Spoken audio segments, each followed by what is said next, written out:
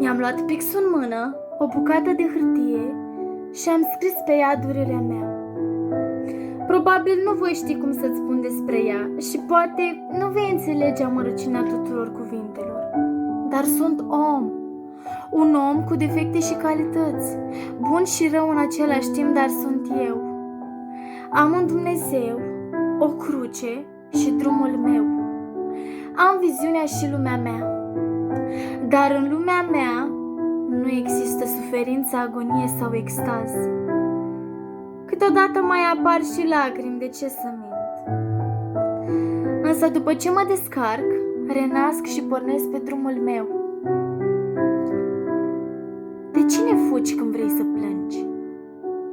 De tine sau de ceilalți? De ce crezi că dacă nu plângi acum, mai târziu nu o vei face? Te gândești că vor suferi cei din jurul tău din cauza lacrimilor tale, însă nu știi că de fapt ele sunt eliberarea ta. Copacii rămân îmbrăcați tot anul? Nu. Oare de ce? Și ei plâng câteodată.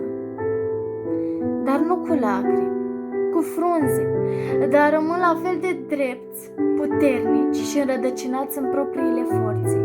Și ei respiră și ei trăiesc pe pământul acesta, chiar dacă nu vorbesc. Dar totodată trăim datorită lor.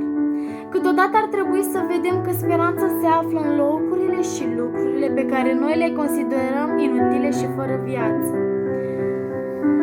Și poate ar trebui să apreciem mai mult ce ne oferă viața și fiecare experiență. Până și lacrimile vorbesc prin intermediul sufletului, așa că hai să ne eliberăm sufletul fără rețineri, fără să ne uităm în stânga și în dreapta dacă ne vede cineva. Plângi și mergi mai departe. Tu și sufletul tău aveți multe de îndurat, dar înzeci de câștigat. Practicați recunoștința față de voi și față de ceea ce primiți zilnic, fie bun sau rău. Hrăniți-vă cu credință, iertare și fiți mai buni. Nu mi-este rușine să plâng, să spun ce simt și să fac ce consider că este mai bine pentru mine. Și m-am lăsat de multe ori pe mine în locul altor persoane, chiar dacă m-am pierdut pe mine de cele mai multe ori. Însă cel mai mult am învățat atunci când am pierdut, dar măcar m-am regăsit la finalul zilei. Prețuiește-te, poți deveni oricând o perlă rară, doar dacă îți dorești.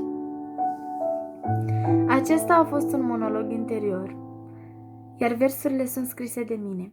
Vă aștept pe YouTube cu o abonare, un like și comentariu dacă doriți. Vă rog să dați share acestui videoclip.